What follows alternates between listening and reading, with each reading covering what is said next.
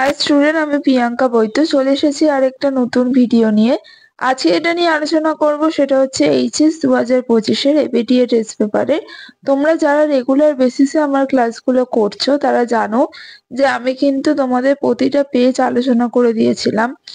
MCQ এবং SAQ গুলো সবই আলোচনা করে দেওয়া হয়ে গেছে এবং 2 আর 3 মার্কসের প্রশ্ন উত্তরও আমি অনেকগুলো করিয়ে দিয়েছি।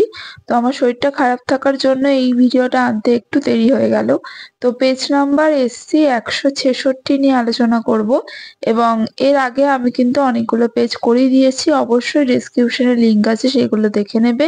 আর যে প্রশ্নগুলো বারবার রিপিট হয়েছে সেই প্রশ্নগুলো কিন্তু আমি আর বলছি না, সেগুলোর উত্তর। যেগুলো আনকমন আছে সেগুলোই বলছি। তো দেখো, সাঁতরা পাবলিকেশনের বই আমি ফলো করছি, তোমরা জানো। প্রথম যেটা নিয়ে আলোচনা করব সেটা হচ্ছে 2 মার্কসের প্রশ্ন, তোমাদের স্ববর্ণান্ধতা কি। ঠিক আছে, স্ববর্ণান্ধতা তোমরা পেয়ে যাবে 72 নম্বর পেজে, চ্যাপ্টার 2 তে পেয়ে যাবে। ঠিক আছে, তার উদাহরণও কিন্তু এখানে দেওয়া আছে। চা, এইগুলো হচ্ছে উদাহরণ। ঠিক আছে, আরেকটা কথা বলি যে আমার সাজেশনের পিডিএফ যদি তোমরা পেতে চাও তাহলে অবশ্যই কিন্তু আমার চ্যানেলে মেম্বারশিপটা নিয়ে নাও, জয়েন করে যাও, তাহলে সেখান থেকে কিন্তু আমি অ্যাভেলেবেল করে দিয়েছি, পিডিএফটা পেয়ে যাবে। ঠিক আছে, তারপরে যেটা রয়েছে সেটা হচ্ছে ফ্যালোপিয়ান নালী, সেটা তোমরা পেয়ে যাবে হচ্ছে 113 নম্বর পেজে, 3 নম্বর চ্যাপ্টারে পেয়ে যাবে এবং কাজও এখান থেকে পেয়ে যাবে। বাকি যেগুলো আছে সেগুলো কিন্তু আমি বহুবার রিপিট করিয়েছি এবং সেই জন্য আমি আর বলছি না। তারপরে যে প্রশ্নটা রয়েছে যেটা নিয়ে আলোচনা করব সেটা হচ্ছে তোমাদের 3 নম্বর প্রশ্নগুলো। সেটা যে 3 নম্বরের তোমাদের যে প্রশ্নগুলো রয়েছে, মানে 4 নম্বর দাগের 3 নম্বর প্রশ্ন, সেটা হচ্ছে ল্যাগ অপারেন্ডের গঠন সংক্ষেপে বর্ণনা করো। এটাও আগে বলেছি। এটা হচ্ছে 362 নম্বর পেজে রয়েছে। এটা আরেকবার দেখিয়ে দিলাম কারণ এই প্রশ্নটা এবারের জন্য খুব খুব ইম্পর্টেন্ট। ঠিক আছে, তারপর যেটা রয়েছে বলবো সেটা হচ্ছে জেনেটিক ইঞ্জিনিয়ারিং এর সংজ্ঞা দাও। সেটা তোমরা একটু লিখে নিতে পারো। এটা একটু স্ক্রিনশট নিয়ে লিখে নাও যে জেনেটিক ইঞ্জিনিয়ারিং কি। যে কৃত্রিম পদ্ধতির সাহায্যে কোনো জীবের জিনের রাসায়নিক গঠনের সজ্জারীতির পরিবর্তন ঘটানো হয় তাকে জেনেটিক ইঞ্জিনিয়ারিং বলে। ঠিক আছে, এবং তার সাথে তোমরা জেনেটিক্যালি মডিফাইড জীবের নাম হচ্ছে বিটি, তুলা রয়েছে, এগুলো যেগুলো রয়েছে শস্যগুলো, সেগুলো দিতে পারো।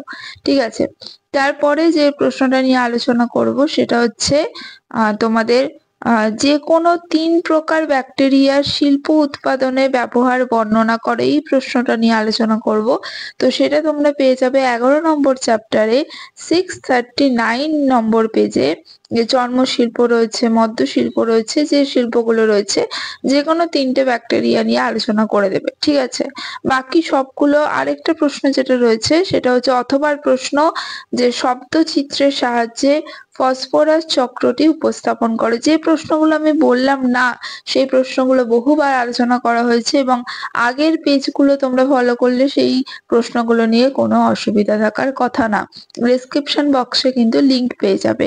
ঠিক আছে, আর তোমরা কিন্তু চাইলে আমার চ্যানেলে জয়েন হতে পারো, মেম্বারশিপটা নিয়ে নিতে পারো। সেখান থেকে তোমরা কিন্তু আগের যে পিডিএফ গুলো তোমরা যদি বলো তাহলে আমি সেগুলো শেয়ার করে দেবো এবং তোমাদের সাজেশন পিডিএফ কিন্তু দেওয়া আছে, তোমরা সেখান থেকে পেয়ে যাবে।